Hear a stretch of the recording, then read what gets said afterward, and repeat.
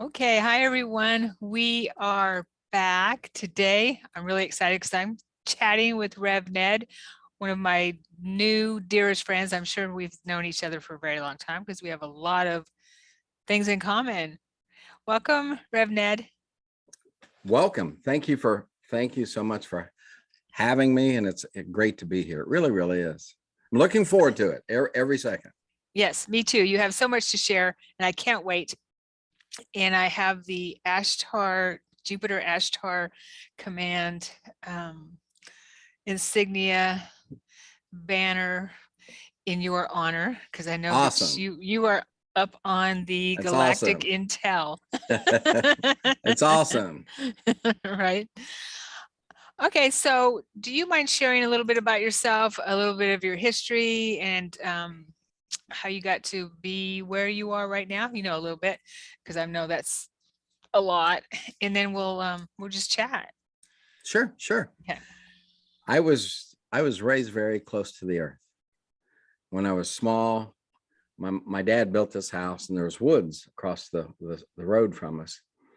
And I'd always go, even at 8, 9, 10, 11, 12, 13, 14, 15, and play in those woods. And we had a really cool tree that looked like it had been burned out, and we could crawl up inside the tree and go all the way to the top. And we called it Chip and Dale. That was our meeting place. That was our hangout. And then at 16, we moved up the subdivision, and there was woods there. And that became my Walden Pond, like Henry David Thoreau. Mm-hmm. He was my spiritual mentor in high school. I couldn't get enough of his readings. I used to carry a Walt Whitman little poem book with me everywhere I went in high school. So that was my basis. And I mean, there was a fox that would come up. I'd go there so much. I was one, experiencing this divine feminine energy, one with the elements, one with the four-leggeds, and the winged ones and the crawling ones. And it was home. I felt one there. Then I met my lovely wife, and we knew one another in high school, but we started dating in college. And she was Catholic. So of course, you want a lady, you follow where that lady goes for obvious reasons. And that's what I did. And I thought, who is this? Because I wasn't raised in any organized religion, church, organization, zilch, zero. And so I started listening. And her cousin was the cantor, so we would sit up in the choir loft all the time. So I had a view of the people, the energies, which I wouldn't recognize. And I just said, I want to get more. I want to know more about this Yeshua, when I come to find out his name. Mm-hmm. And I did a lot of studying. Eventually I became Catholic a year after our marriage, which was 1976. And then I thought, and I'm doing native things, earth things, plus doing this, trying to figure out what's this Western Christianity about.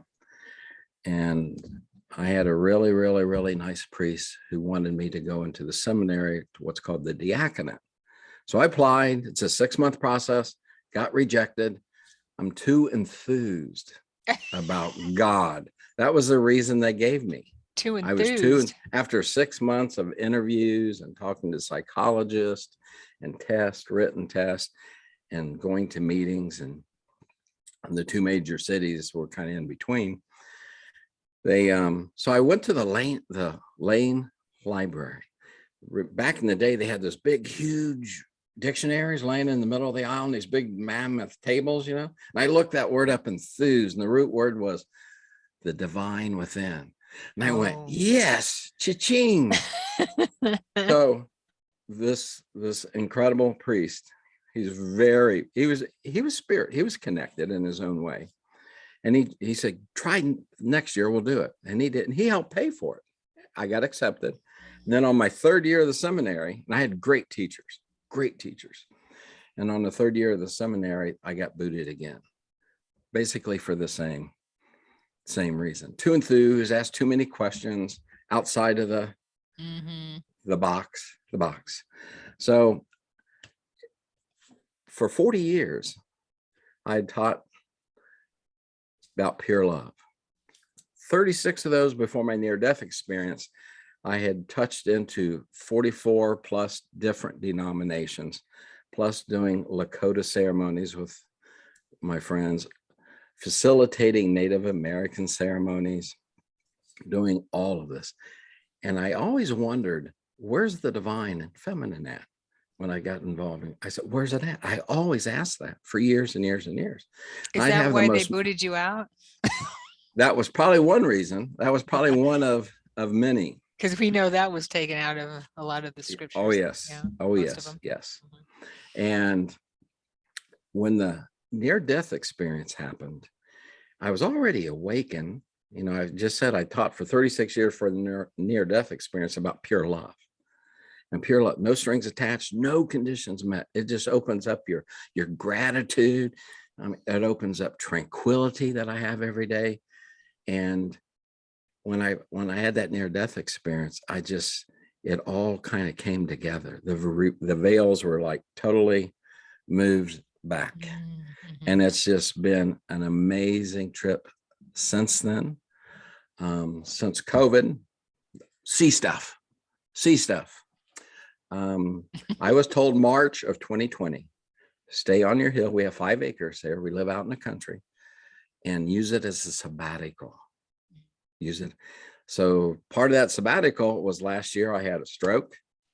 Then I had heart problems in the fall, and then the sea stuff. But every one of these things, and before that I had chronic Lyme for 9 years, have been great gifts given to me that I've opened up with this pure love, with this tranquility, with this gratitude, and mystical experiences have happened. I could write probably a book just on 2021's mystical experience. And here I am, and we've met online. I can still see you laughing when my phone got thrown down on my lap that day. That was one of the little people that did that. We were talking about gnomes. And I was sharing Yes. my gnome story, and boy, did they confirm what we were talking about, didn't they? Yes. What was so funny was, if I could share for the audience, was they knocked his phone down, right? And when you put it back up, you were upside down. I could not stop laughing. And the other cat was with us too, and we laughed. I laughed so hard. I laughed probably the rest of the night every time I think about it, because that was hilarious. I'm sure they were laughing and giggling and dancing too. That's probably why I laughed so hard. We laughed so hard, yeah, because they had fun with that. So I hope that I hope that's kind of where I'm at. That was, Okay. I know, like in a nutshell. Yeah. Well, thank you. Booted out of the seminary. So did you ever make it? No, it's probably the longest field goal when I was kicked out of the front door, but it was the best thing that I did get a lot of basic information. We had classes how to put the right energies in your office. That was the kind of classes. The Claire Corte, her name just popped up. Beautiful lady. She taught the New Testament, Old Testament, and she was magnificent teacher. I mean, we would eat out of her hand. She could get us to laugh, and she would say a lot of things. She would say, she has a spot, and I used to use it on the floor, a spot like this, and she would stand in it, and she said, this is what the church teaches. But she says, here's what I believe the truth is, and she'd move off that spot. And I found out so much about the scriptures, why they were written, how they were written from her. But every one of those professors, almost everyone, were just incredible and compassionate. And so I did learn a lot that helped me on that journey. Right. They were amazing. Yeah. So thank you for sharing that. You're welcome. So you mentioned you had a near-death experience. Do you mind sharing that? Yes. It was a year and a half before my near-death experience, which was November 29th, 2018. Okay. So go back a year and a half. I'm still somewhat connected in the Catholic Church, and I have a good friend. We call him He Who Walks with Many Cuts. He's had like 35 major surgeries because of an industrial accident. And he would take me to sacred places down the south, up north. We live in Ohio. And we went to this place up in Michigan. And we went into a chapel service. And we got there a little bit late, and we sat in the back row. It's a very small room. And I noticed there was a older Franciscan priest, and he had like the Franciscan little yarmulke on, and he had a cane. And at the time with line, I had my cane. I had my scooter to get into the building. Mm. And the energy that came off of him was phenomenal. It was like, I wasn't paying attention to what was going on. I was reading this guy's energy. And then they said, be honest, that he was going to have confession. And something like picked me up, said, you're going to go in there. There's a message for you. So I got my little scooter and pulled up to the door and had my cane. He had his cane, and the energy in the room was energized. I sat down, and it was so tight, our knees basically touched, and I could feel energy go in my body. And his smile, his glow, and he just, every time he spoke this, I would feel this. I'm getting it now in my hands, this energy. And he would touch me to express a point, and it would go zzz. Wow. And he says, I'm preparing to die. You need to prepare to die. This was about a year and a half before it actually happened. And we came home. Another set of friends went up to the same place because we told them how great it was. I had mystical experiences up there, and he had passed within 2 weeks of him sharing that with me. So right after that experience, I had an angel sit on the bed. Diane was in bed. I come around at night, and there's this angel dressed in like white Western clothes, white shirt, white pants, legs crossed, just smiling, like, what's up, dude? And he's, are you ready? Are you ready? Which has been asked a lot here in the last couple of years. Are you ready? I said, no, not yet. And I knew what he meant. Just telepathically, I knew what he meant. So the following year, 2018, November 29th, I'm sitting at the table, the kitchen table. That's where I usually sit and write, study, ponder. I can look right out our back 4 acres that way. And I do a lot of praying, light a lot of candles, work with the elements there. I spent a lot of time outside, but this is the table. And it's about 8 in the morning, 8:30. I'm writing for a class because I've taught in the classroom for so many years. And the 5 little ones, the gnomes, pop in. They don't knock, or they're right there. They're surrounded me like this, and they're That's looking so at funny. me. And they say this is their exact words, quote, the dark church spirits desire to destroy you, end of quote. And they looked up at me, and off they went. So about 2:10, we decided to go for a late lunch at Bob Evans here in our little small college town. And I have a choking disorder, swallowing disorder, which turns into a choking disorder. And I mean, the wife's done the Heimlich a couple times on me. So normally when food gets stuck, I get my little rollator or walker and go to the restroom and try to remove it. This was different. Our food hadn't even come yet, except for the coleslaw, the crackers, and the coffee and the water. And I just started nibbling. So I get up, get to the walker, and all of a sudden I feel this dark presence, which I have felt before here in this house twice. And since then, when I had the stroke outside, this dark presence, and it's like extreme weight. And I crushed to the floor and passed out. And they thought I had passed out from not being able to get air. So my wife did the Heimlich, assistant manager named Susie And was told all this later. I did come to for a little bit, and I saw shoes, dark shoes in front of me. And something said, it's a police officer. And I went back out again, and he had tried it. Well, they took me into the life squad. I didn't know I was in a life squad until I must have passed out again. And Is went it like in. an ambulance? Is it the same as Yes. an ambulance? Yes. And my wife was going crazy because they were there like for 15 minutes trying to figure which hospital. Is it a heart? What is it? What's going wrong with him?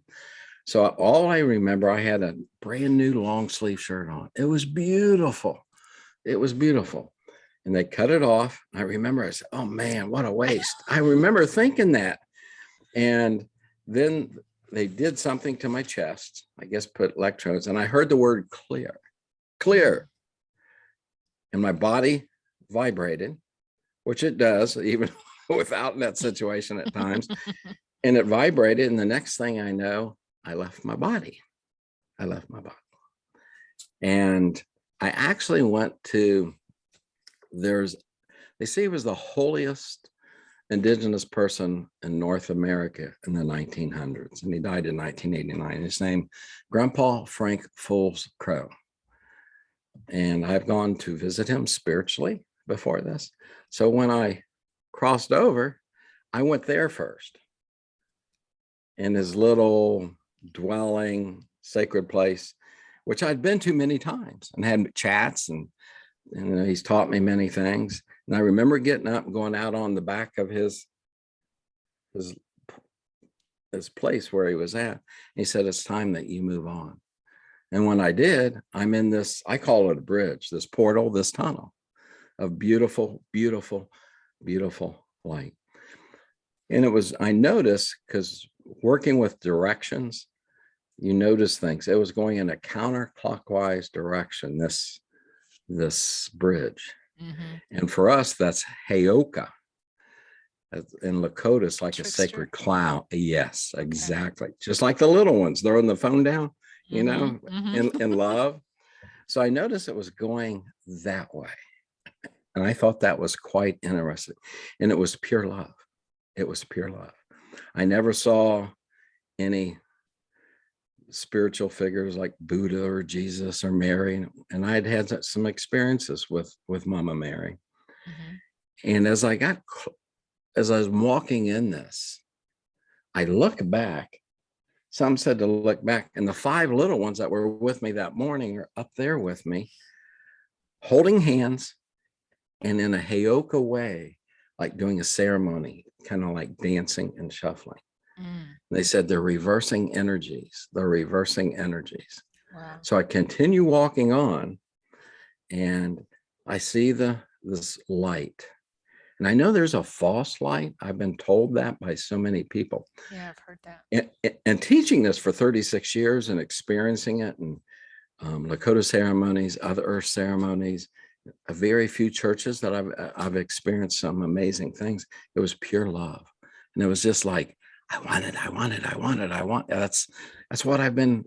So I was walking. I remember having my hands in my pocket. I know you can't see and just whistling like, it was I was so relaxed.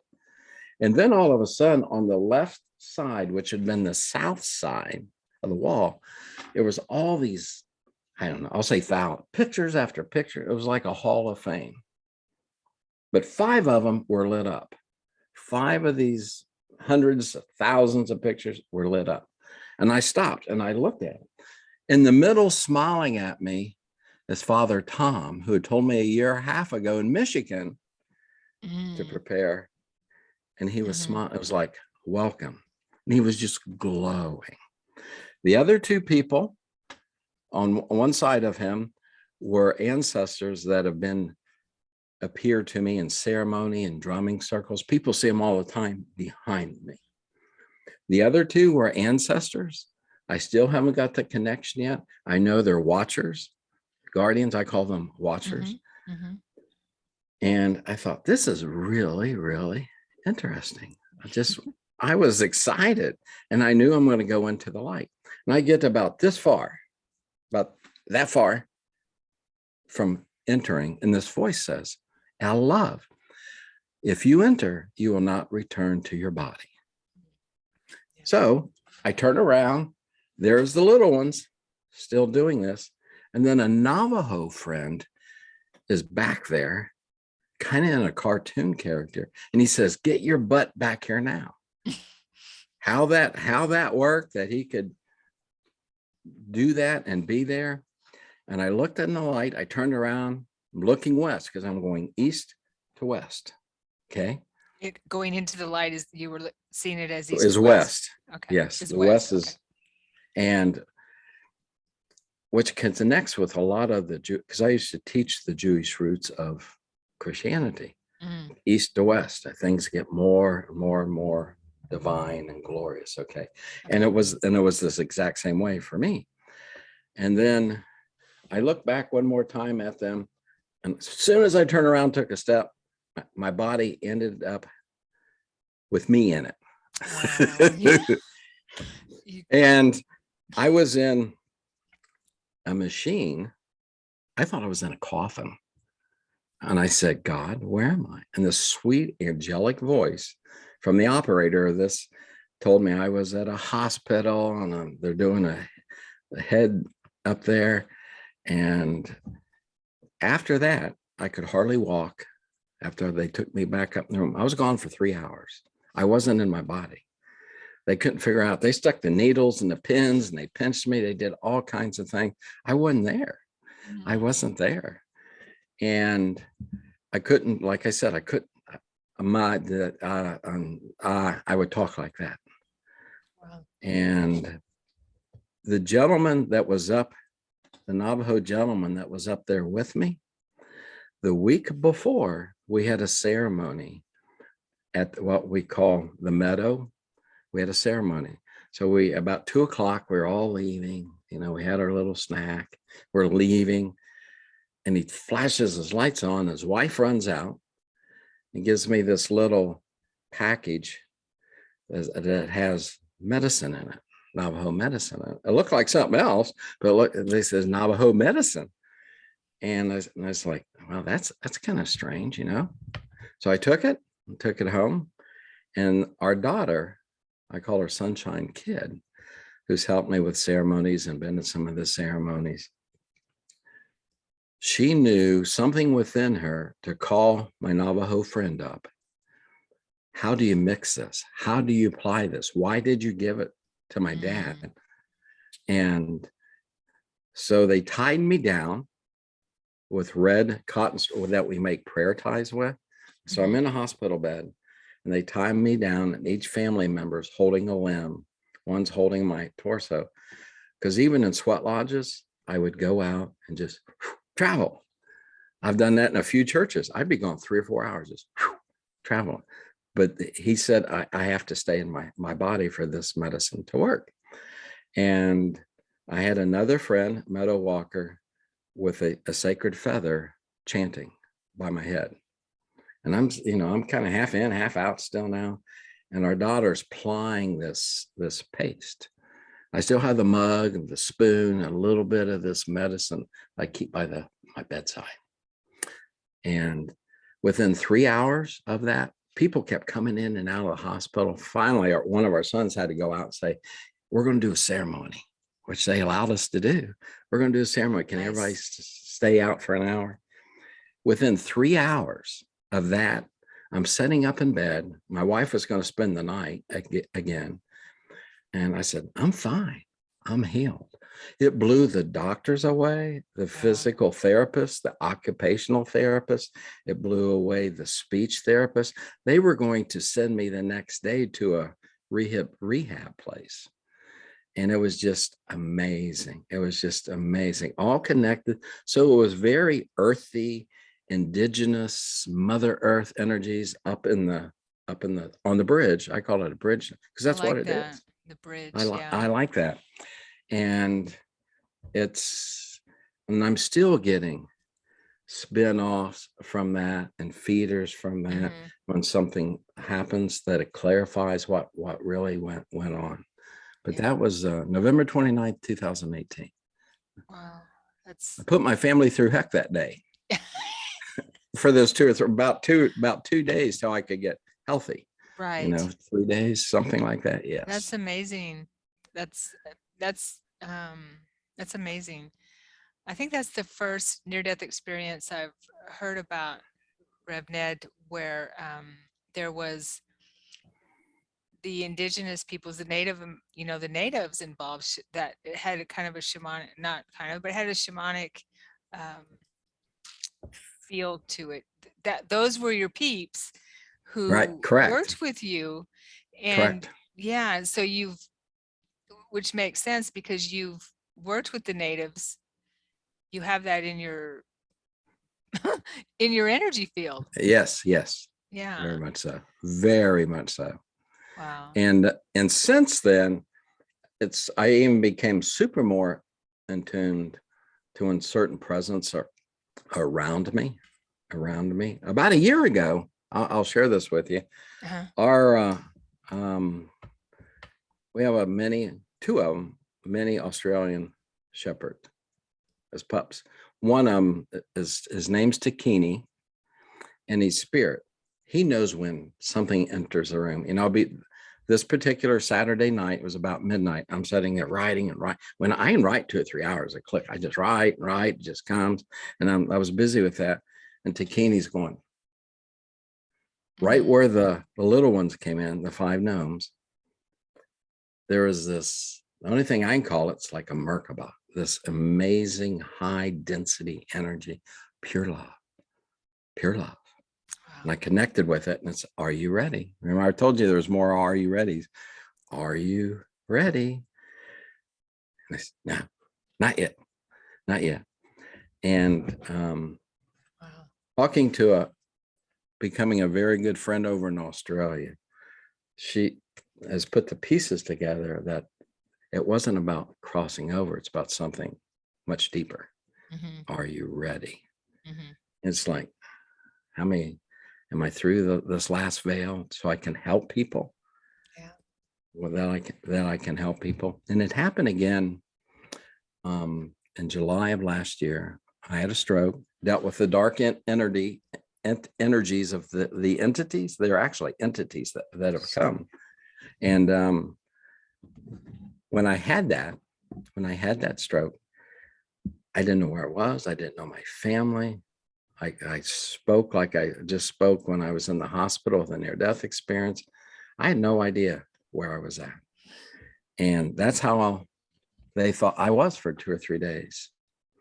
And somehow they got me into the resident rehab there at that particular hospital for strokes. And that's when things started mystically happening. I was on 5th floor. I'm looking northwest, and I love, I was out this morning watching the star rise, and I love to watch the star set and become one with those energies. So I would sit in, because since I couldn't hardly walk, they had the alarm on the bed and the alarm on the chair, so I was very limited. So this particular night, I'm in the chair. I have the computer on the bed listening to Maya Lynn. She's the closest thing I've heard to sing. I've heard angels and ceremony, and one church I've heard it twice at. What's her name? Maya Lynn? Meilan. She's on YouTube. Some people call it oracle singing. I don't know if she likes that term, but anyway, I had this. Yes, I had this energy playing, filling the room. And then coming from the direction on the hospital window, another Merkaba. It looked like 4 huge leaf clovers like this, in this most gorgeous frame from not around this world. Comes up to the window like that. Wow. And it was pure love, just like the one in January of a year ago. And they came in.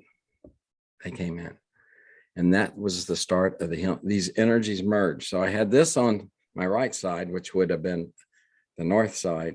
I had this music coming, from the south side. And it was amazing. It was amazing. This energy from that day forward, pure love was in the room. This is her nickname. She's from India, and she was my doctor and her real name means gold or golden in her language, in her village where she's from. And every time she would come into the room, tears would come down. There was nurses that come and say, "What is this? What is this? What's in this room?" I even had a chaplain come in. The same thing happened to him. And it was from that, when those energies came, it was amazing. Just pure love, no strings attached, no conditions. And I will share the same entities, this darkness, these dark energies. One came after that Merkaba, whatever that high density was, that's what I call it, left, which seemed to leave. Okay, it seemed to leave and go out the window. Then this dark entity came in, you know, and I was always taught, rebuke it, get rid of it. I just surrounded it with this love was in the room. I said, have a seat, come down, and it left. It couldn't take the high frequency, exact, and it left. It wouldn't matter angry. It just kind of like a dog with its tail between its legs and just kind of walked off. It's amazing how I've dealt with any other the energies that can get in like that. It's just throw this love and this high density energy. It's amazing. It's just, I don't have words for it. Yeah. Well, you're doing a really good job of explaining it for us. That's another beautiful. So you had that stroke when again? July of 2021. Okay, so that's not that long ago. No. And look at you. Look at you. You are, I mean, you look as healthy as anything. Well, thank you. Well, thank you. It's the day I'll be honest with you. The day they released me was July 20th, Diane's birthday, to come home. And we pull in our driveway. We live out in the country, and we have 5 acres to cut. She usually uses the tractor. And I use the zero turn. And I came in, I said, you know, I just had a stroke. I'm recovering. She's drove every day in there. She was a retired labor and delivery nurse for 44 years. And I said, I want to cut the grass tomorrow. Well, we'll see. I said, if I feel bad, I'll quit. I cut the next day, I cut my part of the yard, about 1.25 acres, better than I was going under the bushes, the branches of the tree and ducking like I never could before. So that went on till fall hit, the cooler weather. And then, you know, the arthritis and those kind of things kind of hit in, but it was just totally amazing. But to me, it's what I learn mentally, emotionally, spiritually, even physically through that experience. And I've grown every time I've been thrown something like the Lyme disease, the stroke, the heart, the C stuff. It's like a gift given to me that now I know how to unwrap these and use them for the fullest. And it's just brought, again, that tranquility and gratitude. It's expanding. It's quite expanding. It's just, wow. That's right. Yeah. That's a lesson, I guess, for all of us too.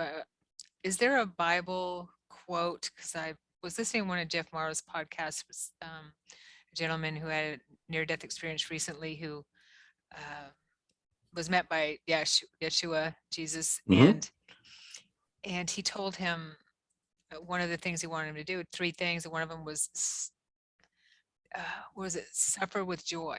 Suffer with joy. Is that okay? I'm not sure if I'm coining it correctly, but that's what you're explaining here. Because I thought, what?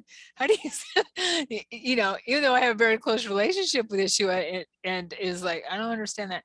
So, but you're helping me understand that now. Because so many people teach, as you know, that we said yes to coming here to this lower 3D.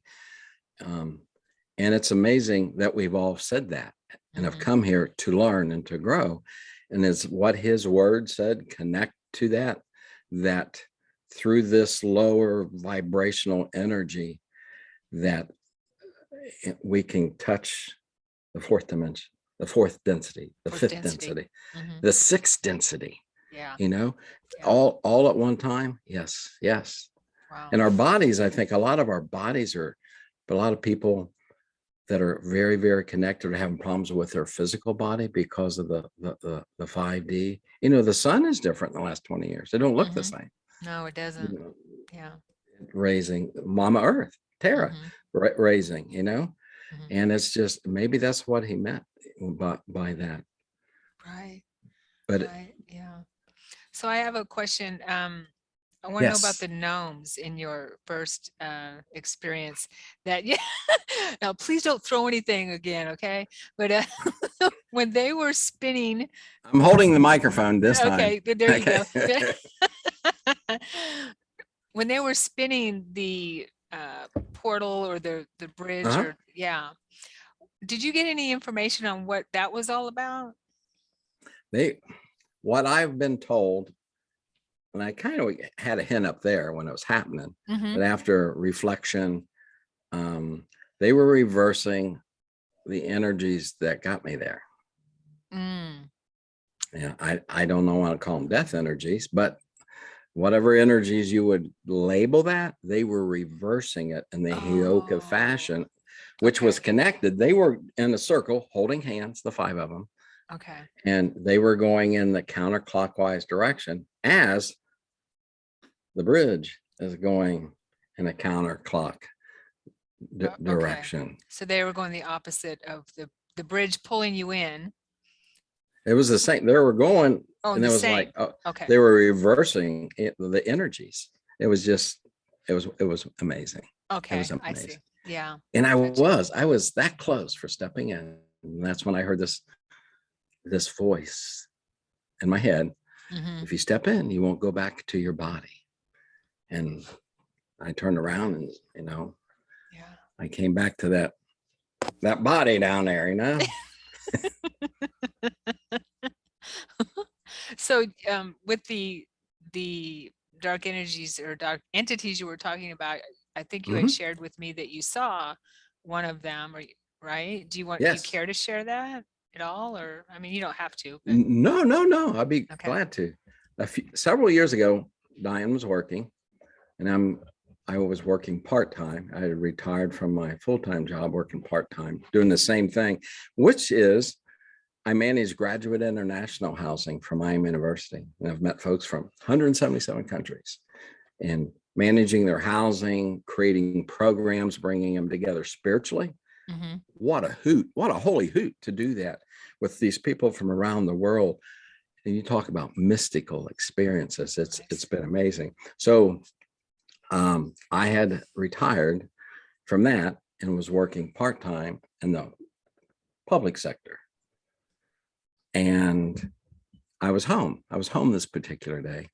And this dark entity walks in the living room and starts tossing me around, very reptilian type energy, tossing me around like a rag doll. Mm. And I visualize, and I would break away and I'd go in and get a bowl and some towels because yellow stuff was coming up. And I'd be tossed around more and more. It ended up being an amazing cleansing, to be honest with you. Yeah, that's what it sounds And like. Yeah. I went for more bowls. I had bowls and towels and roll of paper towels. And it went on for 3+ hours. Wow. And this voice, this like, you know, I'm not a movie person. You probably already know that. And this voice said, "Do you want to die?" Just like that. "Do you want to die?" And I'm being flipped and flopped around. And all I kept saying was Yahushua. That's all back then. That's what I said. Yahushua, Yeah. Yahushua. And it finally left. And what it's like, I could see the energy transform from a physical dimension, a 3D, to something, and it was gone. A month later, the same thing happened, but I was more aware this time, more aware. And I've cleansed land and homes and apartments and done all of that even before all of this stuff. And I was ready. I just loved on it. I knew then to love on it, it wasn't there 15 minutes and it was gone. So in the near-death experience, November 29th, 2018, it was the same energy in Bob Evans, exact same dark, like lower lords. A lot of people will use that terminology. It was the same energy. We'll come up to July of last year when I had the stroke. Right behind me, we have a brick path outside. And I had no idea. I couldn't dress myself. I had the wrong clothes. It's funny. My wife said, here, put some clean underwear on, because she knew, being a nurse, I wouldn't be coming back that night. That's how bad I was. She was running around. We have horses and dogs and cat and taking care of all of that and getting clothes for me. So I did that. Later to find out, when I got to the hospital, I just put them over the ones I had already had on. I had a favorite t-shirt on when I had the stroke, and she told me to put this t-shirt on. She threw it in the bathroom. Now I'm out of it. So I take my soiled shirt, the one I was wearing, take it off and put it right back on. And she comes in, no. And I finally I figured out what she was trying to say. I wear Crocs since Lyme. I used to wear cowboy boots all the time. And I had a blue one and a green one on. That didn't work. I was outside and she had to change that. So I have this t-shirt like a little teddy bear under my arm. Like, I'm going to take it. It was my security thing. So I walk out the front door here and go to the steps, and this same dark entity picks me up, throws me down, picks me up, has me in his hands again. And this being with like energy, they're not wings, they're like energy bands behind it, appears. Pure love. And the thing, like, again, put its tail between its legs and took off. And my son came to spend the night. And these are, I don't know if you can see how thick those are. Can you see? Yes. My head hit that. Ooh. I didn't know it, and it cracked it. Oh my But it gosh. didn't hurt my head. It didn't hurt it. So I keep that nearby. But it was the same energy as the two in the living room, the one at Bob Evans and near death, and then the one at the stroke. But whatever this being was, this higher density, it was just pure love. Wow. I remember saying something like, thank you, right on. And because I was on the ground. I was on the ground. So Rev Ned, what do you, I mean, I don't want to freak people out or anything like that, but so what is your take on that, on why this, well, obviously you're able to see through the veils, so you're able to see these entities. What is your take on why that would be happening, and why these beings would be, I don't know, is it an attack? Is it something that you've called on in your journey and learning process, or is it something left over from galactic wars, or you know what I mean? What do you have any? Yes, I do. It needs to make sense. Okay, good. A theory, maybe. I do. For the stroke, that was July of last year. Okay. In spring of last year, I can remember being outside by our back gate here and saying, I want to know more of this pure love, no matter what it takes. Don't ever ask that. Unless you're ready and prepared mentally, emotionally, physically, and spiritually. No matter what it takes is the key, right? Yes. And I remember saying that. And that came back to me after I started improving in the hospital. But you asked for this to take you to levels of this pure love that you never experienced before.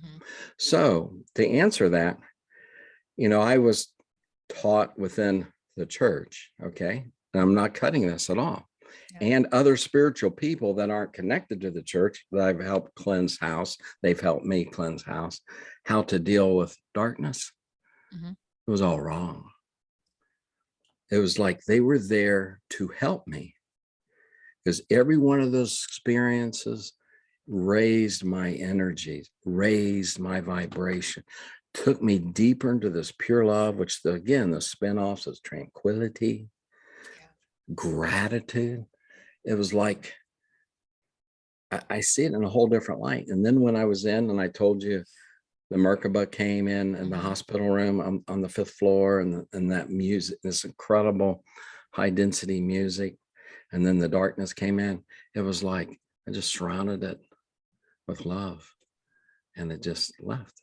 But I learned those each time from each presence, each dealing that I've had. And those were 4 physical dealings I've had. I've had others that weren't so physical, but they've been there to take me where I wasn't before in this dimension. Okay. They actually have taken me, like I said, they've raised my vibrations. Right. So I don't see it as nasty, dark, get rid of it now. I used to, okay, I used to.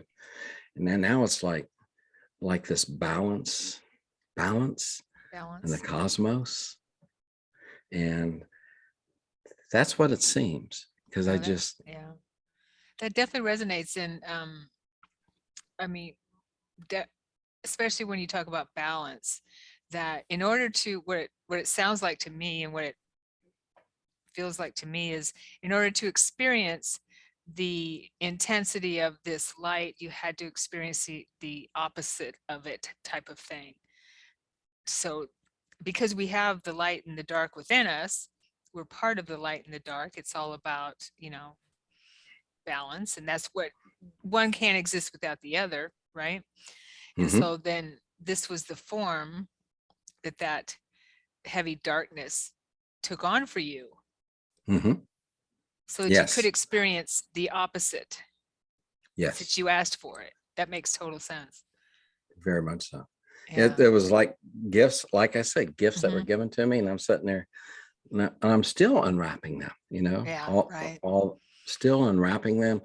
And it's amazing where it takes you. It makes you super sensitive to the higher energies, no matter what form that they come in, of love and of light.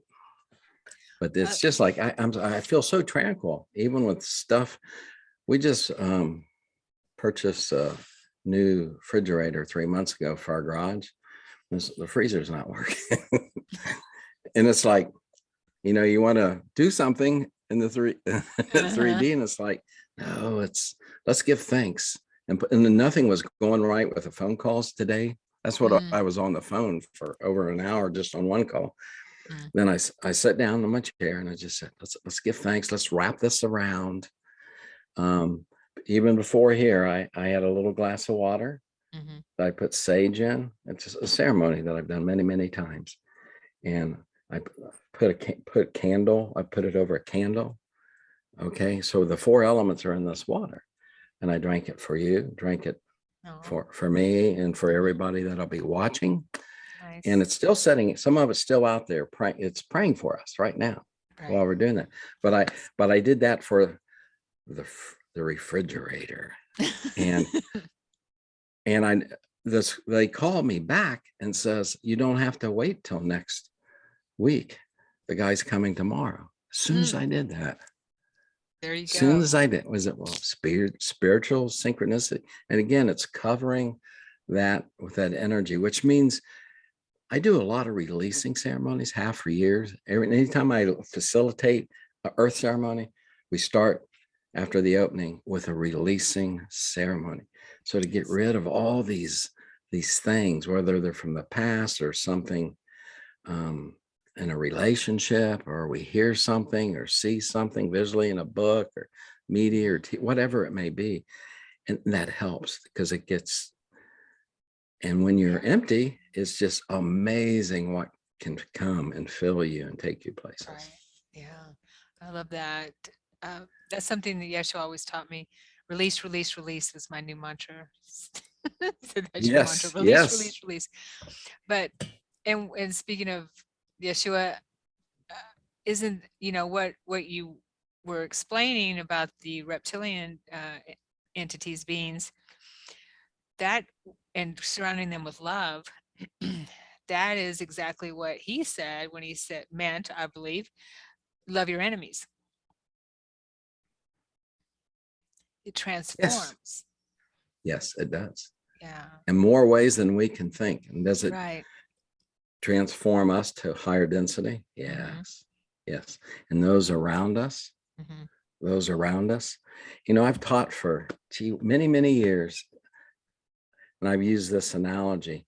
So many precious peeps, Sharon, are thermometers. They read and reflect what's going on within them, which is basically the culture, right? Yeah. Because fear, F-E-A-R,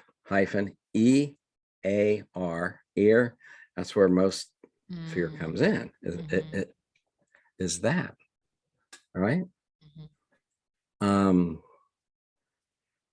And so many people are there reading like a thermometer, but we're all thermostats.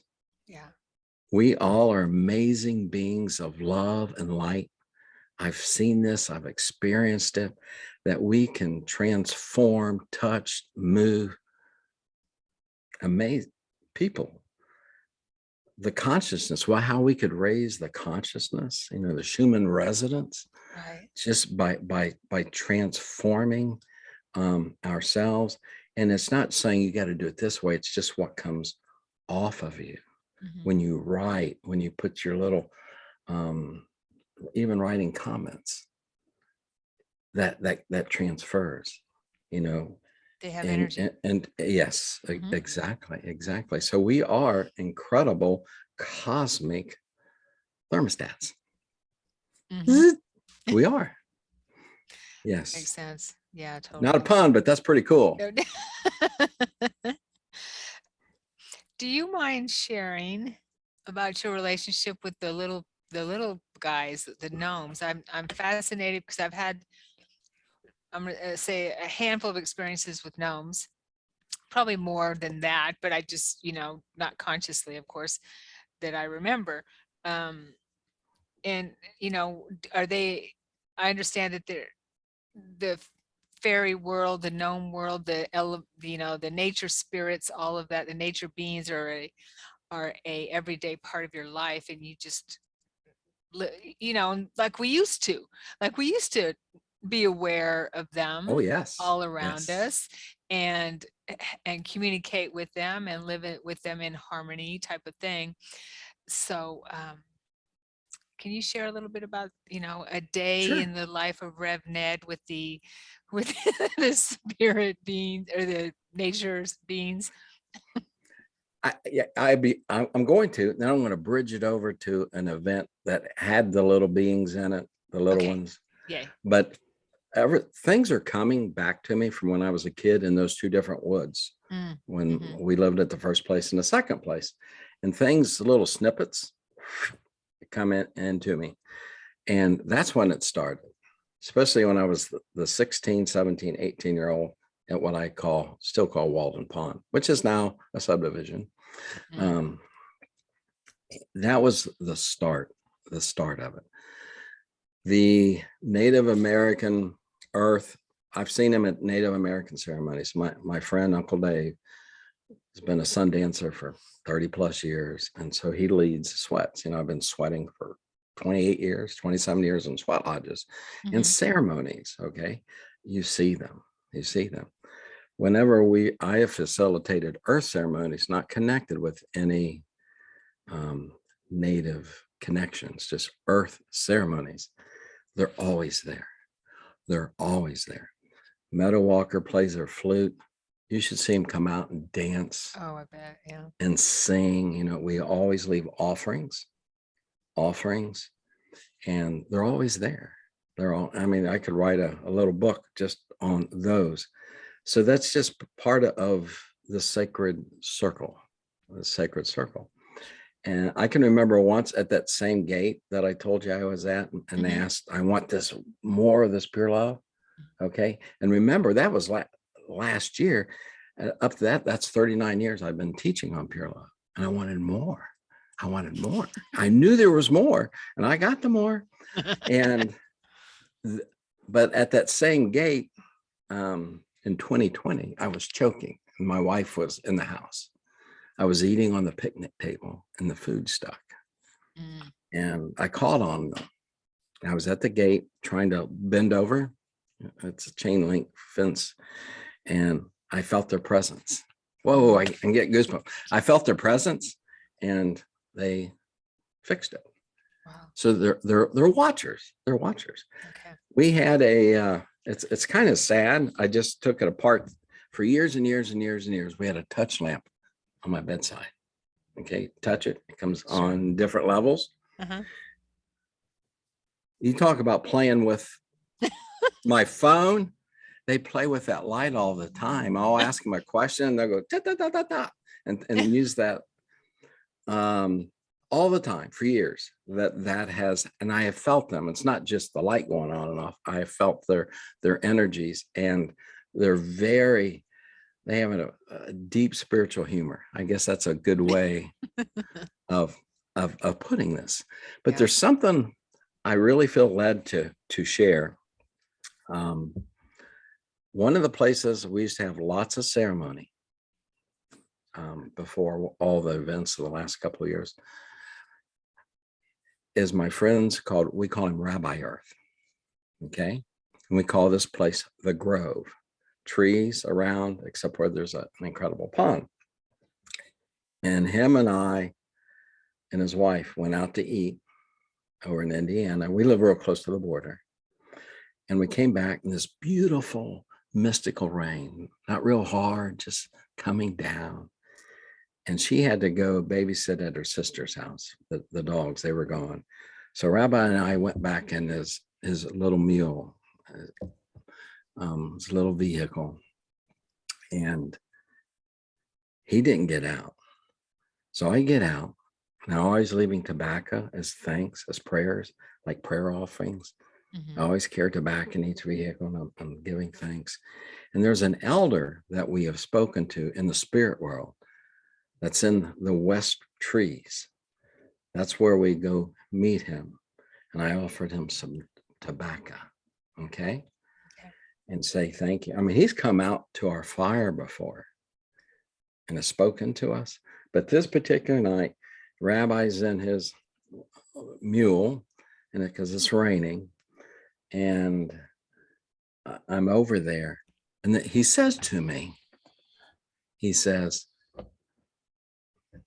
like in the native brogue, he said, Uncle Dave, and he called him by the nicknames that I knew. Uncle Dave danced like sun dancer. Rabbi Earth danced like powwow dancer. He's a powwow dancer. You will be different. And we're going to do this next week. Our land needs to be healed. We need to be touched. How we can come with people in different densities, not just 3D humans. The impact that we can have on people in different densities is amazing. So that particular evening, I went and did my prayer offerings again to the 4 directions, to the sky, to the source, to the creator, to the earth mother. And over in the corner of my eye, I see the little ones, because I know where they run and play at over there and work. And they were peeking around the tree at me like this, smiling, giggling. So I went over there to offer them tobacco. Usually we put food and shiny coins in a little basket for them when we have an actual ceremony, but this was off the cuff. But I did have the tobacco, and they giggled and they ran off. So I come back to the center of the grove. I don't know how many acres this is. It's a pretty big area. And all of a sudden, it's like somebody turned the stadium lights on. And these are native spirits. Thousands, they look like orbs. Thousands of them. It's like I'm on the stadium, and it's like the stadiums that go in a circle everywhere. Wow. Everywhere. And it was, can you help us reclaim our land, cleanse our land, bring us back to one? I'm going, oh my gosh. Rev? And the next thing, they're gone. And I'm serious, thousands, just thousands of them. And the next thing, remember the hippie beads people used to put in their doorways in the 60s and 70s? Sure. Okay. This is what it reminded me. Then the earth mother started speaking to me, because this was about her also reclaiming the land, because everybody that's lived there did not love, claim, become one with the land and with the energies thereof, of all creation that was on that land.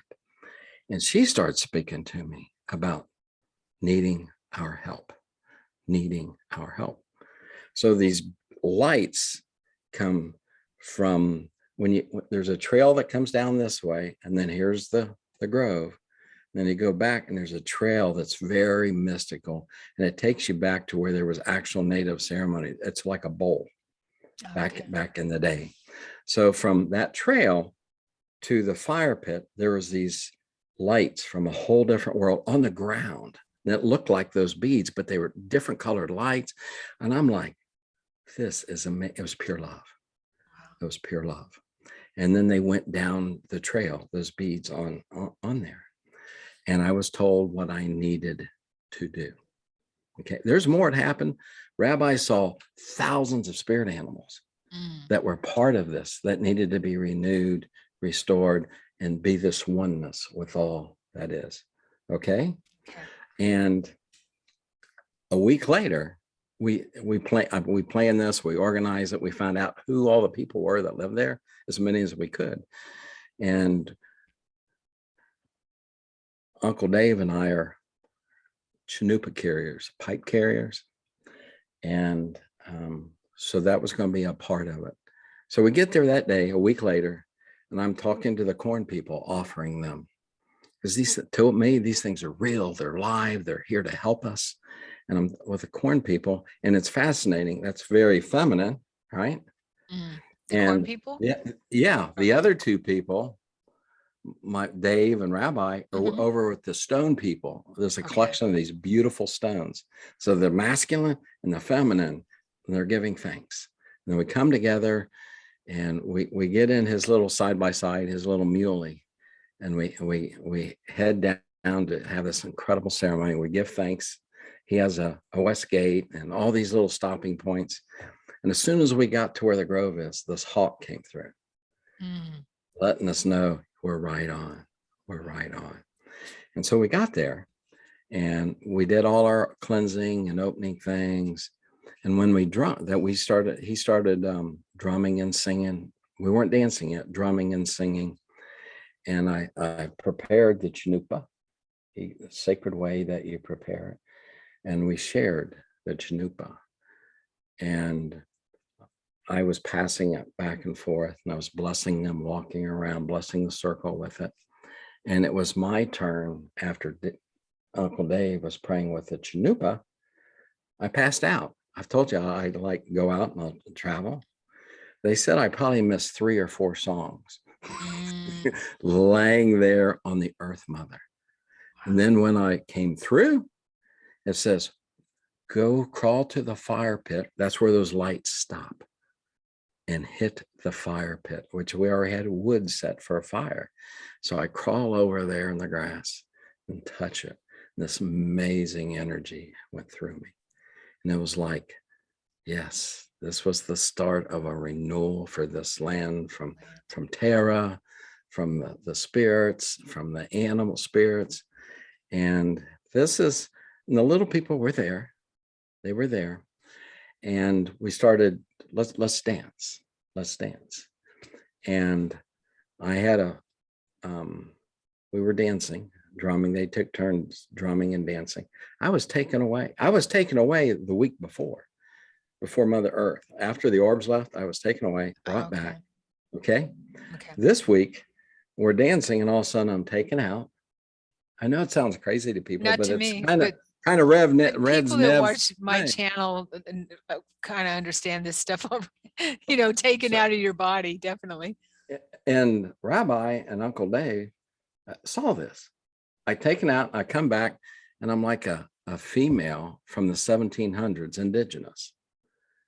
Wow. So Dave had a fan, feathered fan, similar to that cows dance with, like at powwows and other places. And it was amazing. It was like this balance of masculine and feminine energy in such cosmic divine ways. And I was thanked for that. How we can help, not just with 3D people, what we call two-legged people, but even in the spirit world and the earth, trying to raising her consciousness. And we're a part of that. And it's again, we are thermostats. Yeah. And the thermostat's growing to higher densities all the time. It really is. It's I'm getting zingers in my arms and my hands. Talking about it. Yeah. Bringing that through.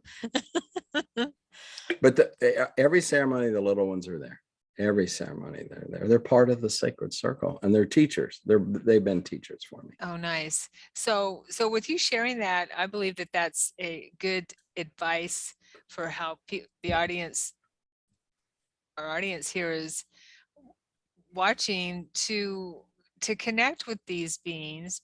And because we used to anyway, it's just a matter of remembering how and maybe what to do, and trust it and have it, and I think it's when we're in tune with them, it becomes a constant awareness, and including them in our life, Yes. in our conversations, especially when we're out in nature, and just being aware and honoring them as part of the caretakers of the planet, and that we live in, we're moving toward living in harmony with them again. Yes. Right. I'll share one more little people scenario. Okay. September of 2020, I was asked to come and be a part down in the meadow where we've had so many mystical experiences and visitations. And Meadow Walker's mother was there. She'd never been a part of such a thing. She was such a hoot being there, because it takes a few hours to do the fire right, to make it sacred, and do all, and going around to the directions and blessing the land. And Meadow Walker asked me to say the opening. And I did a 30-minute version of these words that are, I believe James Gilliam wrote them. Yes, and I usually say this from my heart, but I'm going to read it as is. We welcome all entities in love and light. We speak to you from the Lord God of our being, telling you you are healed and forgiven, lifted and enlightened, filled and surrounded by the Christ light, the Christ love. We ask the beautiful many to escort you off to your perfect place. Go in peace. And as soon as I said that, remember, that was a 30-minute version that I did at the ceremony using that. All of a sudden you hear this behind us, these wings or something, the whole for 4 hours, these wings. And when you look back there, we were afraid to look back. But the energy was pure love. And over in front of us in the meadow were all the little ones. They were in awe. Wow. And we're in the middle, sitting around the fire. I got goosebumps. And this is behind us, and it's for 4 hours. You hear this. And it was like, oh my gosh. It was amazing. I want to go Zoom. I have goosebumps up and down with that. Yeah. That's wow. I'm gonna have to use that. James Gilliland, he's amazing. Have you been to his ranch? No. Okay. No, I have not. You're over on the East Coast, right? In that area? Yes. Yeah. Luckily, I don't live very far from him, so from his ranch, so I'm able to. And you've been there? I've been there 4 times now. Oh, cool. It's pretty amazing. Once you get there, it's hard to leave. And plus, it's some kind of a vortex. Once you do leave there, I'm going to say, if anyone goes there for the first time, make sure that you ground before you leave, because once you leave that vortex, it's very, very easy to get lost leaving that place. Because you move from that density dimension, whatever you want to, how you look at it, into another dimension and density. And so it's easy to get lost if you're not Yes. careful and not aware of that. But yeah, speaking of Gilliland, who you can see, by the way, if you haven't been to ECETI Ranch, ECETI, you can see UFOs and ships flying in and out of the mountain. It starts about every night at 10 o'clock, he says. And he does allow people to come to the ranch and sit out in the field for hardly anything and do a sky watch. It's on the weekends, I believe, and do a sky watch to see what's coming, what's around. And I guarantee you'll see something if the skies are clear. Lights on the mountain, all types of stuff where there shouldn't be lights. So yeah, the energies there just amazing. So That's what I hear. oh You can yeah, see it. I can feel a lot of it on the videos and the pictures, yes, and in his voice and in his eyes. You know, I can. Yeah, the energy there is, he's built a very safe, sacred space for a lot of the beings in that area. So it's really cool. But speaking of that, galactic intel. Moving to the galactic world and disclosure, which I believe that we are the disclosure, right? Is now I know that you follow the same some of the same people I do, and also you have your own experiences and stuff like that. Do you have anything that you want to share on that maybe you think my audience should know? Sure. I'll share 2 or 3 things besides the Merkabas that I've talked about. Very high density beings that yes. there. I want to add that my sister got it, because my sister and I are paranormal photographers, and we get the most amazing photos at ECETI. She has a photo of a Merkaba light ship. Wow. He actually has it on his website, her photo. Yeah. I've probably seen it then. You probably have. I probably saw it. Yeah. There was a time we're doing a closing on the ceremony there in the meadow. We were in the meadow. These first 2 are in the meadow that I've already described. In a closing ceremony, and trying to keep eyes when the ceremony is going on. Where's what we call the Pleiades? You know, they have a different name for it. Right. And give them thanks to watch over us. But at the closing, before I could end my words from the direction, I'm just saying it's from the direction of the Pleiades, this shooting star that looked like a shooting star. Yeah. I thought it was going to hit their house. That's how close. The meadow, again, is down low and they live up on a hill. And we all felt that energy. Okay. It was something special, something high density. It just wasn't a shooting star per se. Right. Okay. In the same meadow, my Navajo friend that was up on the bridge on the near-death experience, he was leading what's called a Navajo bear ceremony. Okay. And he asked me to remarry our daughter Hannah and Matt, which I did in real life, 3D. I married them. And he says, we're going to remarry them with this energy. And I said, that's fine. He had his altar set up. I had my altar set up. And when I'm over there praying and he's doing all these initial things, I asked the Pleiadians, okay, to send your love. That's all I said. Send your energy, send your love. Let us know let these others know there's more. So when it was time, my friend calls me up. We're not far from the sacred fire. It was cold. It was just like winter coats, winter hats. And I start the ceremony, and all of a sudden this beam from where the Pleiades are comes down all the way down and surrounds us. Wow. Surrounds us. Pure love. I mean, I'm going to start crying. It was pure love. And something went, go ahead. I was just, a little amazed, but I'm so used to mystical experience. And it was quite amazing. It was quite amazing. There was, I'll tell you two more. One was in 2020. And I was sitting at the table where all these mystical things happen.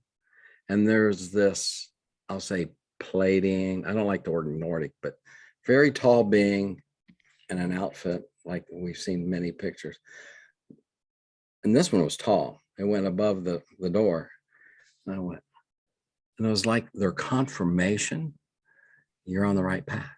You're doing the right thing. That's all. That's all. What's cool, I never told our family. I told the wife. I didn't tell our three kids. Our son comes and spends a weekend with his family, and he's going to build us flower boxes for outside. Mhm. So we're on the way from our house to go to the lumberyard to get this. He says, Dad, I had a dream last night that there was this tall cosmic cousin out on the deck looking in at you. Can you tell me anything about that?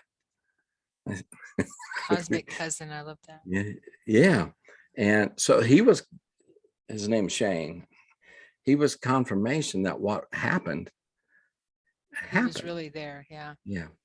And something that happened when I was in bed with the sea stuff, usually when I'm like that in the hospital, mystical stuff always happens when I'm down and out. So this is in December 20th, 21st, 22nd. Okay. This is really, really interesting. So on the 20th, so we're talking the winter solstice, portals and the arrangement of everything up in the what you call the sky rivers, the skypaths. And normally I sleep with a sheet, white blanket, and a quilt. Okay. So I wake up the next morning and the sheet has been pulled totally out like a clean pancake and put on top. And some of the lights are blinking, the touch light. So the next night, I just put the sheet on top of the white blanket. So I have the white blanket on top, the sheet on top, the quilt on top. Okay. And I wake up, it's not a dream. I wake up and there's these beings around me of pure love. Nice. They were cosmic cousins for sure. But it was pure love. And I was so comforted, no fear. Perfect love, no fear. There's no fear. And so I went back to sleep. I mean, that's how comfortable I was. When I woke up, the white blanket was taken out. That was narrative. Put it on top like pancakes. That was the winter solstice. That was 21st. On the 22nd, I go to bed. I'm back to normal. I have the sheet on me, the white blanket, and the quilt. I wake up, and the sheet has been pulled out and put on top as a blanket. And so that was during the winter solstice. So some things have come about that. Why? And I know more is to come. But I know who was involved in that, and I know some of the reasons why. But more will come. Just got to be very patient. I'm not one to name or label. Or let's classify this here and do this. I just kind of every day just kind of go with the energy. I really do. We live very simple here on the hill on our 5 acre. Very, very simple. And it's just like, and we're so close. I'm so close to the elements up here, especially the star rise and the star set. It's amazing. Wow. It's amazing. It is the way. I'm speechless, Rev Ned. That doesn't happen very often. As you're explaining the pure love and reminded me of my experience. I don't think I shared this with you. It was about 2.5 weeks ago, where I'm coming up out of sleep. In that I'm awake. And you know how you wake up sometimes you can hear yourself having a conversation with beings, or you're having a conversation. And so I'm having a conversation and I see this hand above me, but it's not human. I don't know if I told you this. No. Okay.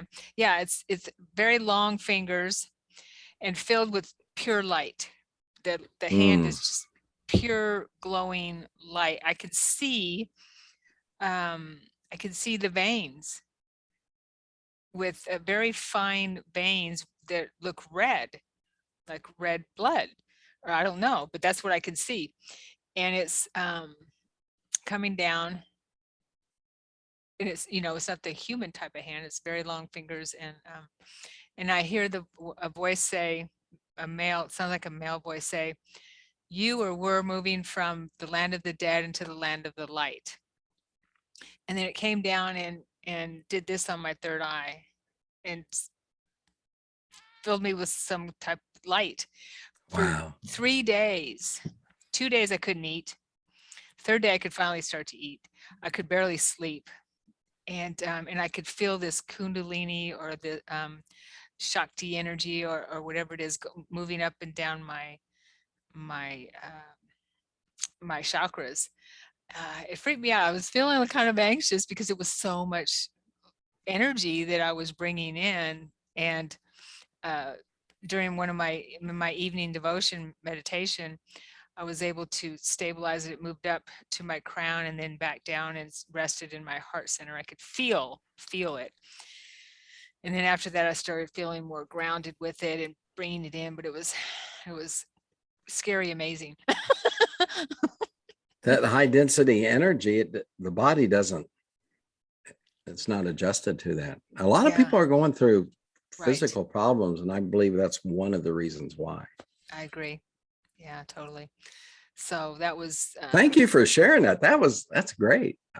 Oh, Great for you're me to welcome. hear it. I don't know about you feeling it and you happen to go through those few days. No, it was only 3 days, so that was better than like a month 20 years ago when I was going through all that, bringing in all that light and Aw. everything. Yeah, but that was my most recent experience with something like that, definitely. So thank you so much. Can you believe we've been talking for an hour and a half almost? It's No, I can't. I know, right? Who cares? Time doesn't matter anyway, right? Aw. Always a pleasure. Thank you, thank you. And hopefully you'll be back, and I'm sure we have lots to talk about. We didn't even get to the galactic intel, but we'll do that again. Thank you so much. High energies to you, to your family, and to everyone out there that'll be watching this. High energies, and you are amazing, amazing beings of love and light. Yes, yes. Thank you, Rev Ned. And it's an honor and a pleasure to have you here. And every time we talk, I'm just buzzing, buzzing, buzzing. So thank you for bringing that love and that light into You're this, welcome. the world. And thank you for coming back, I want to say. You're welcome. We can thank the little ones for that, I believe. Okay. And some not Navajo guy too. Yeah. All right. Well, thank you. And a for lot of coming. prayers. Lots and lots of prayers were going out when I was in that Mm. situation. Lots of prayers. Mhm. A lot of great energy going out. Yeah. So thank you. Thank you. And thank you everyone for watching. Don't forget to subscribe, do all that YouTube stuff, comment, like, and share with your friends if you think they would enjoy this video. And love to hear your comments on and your thoughts on our conversation here. And as always, love to you. Okay, signing off.